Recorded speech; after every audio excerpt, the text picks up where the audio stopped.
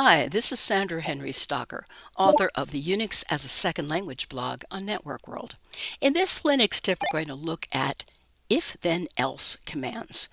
They're frequently used in bash scripts to make running a series of commands and making decisions easier. So to begin, we're going to run a very easy script that looks like this.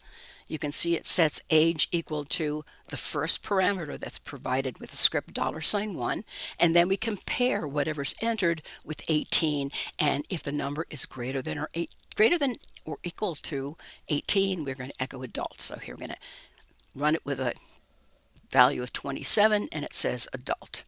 Now in the second script, it's a little more complicated. We're going to check whether arguments are provided. $pound means how many arguments. We're saying if it equals 0, then prompt for the age. Otherwise, we're going to set age to the first argument.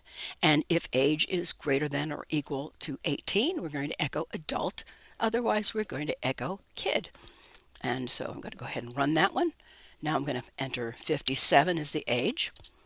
And it says adult. What a surprise. Well, this is your Linux tip for the if-then-else command.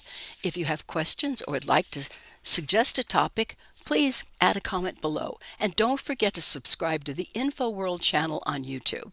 If you like this video, please hit the like and share buttons. For more Linux tips, be sure to follow us on Facebook, YouTube, and networkworld.com.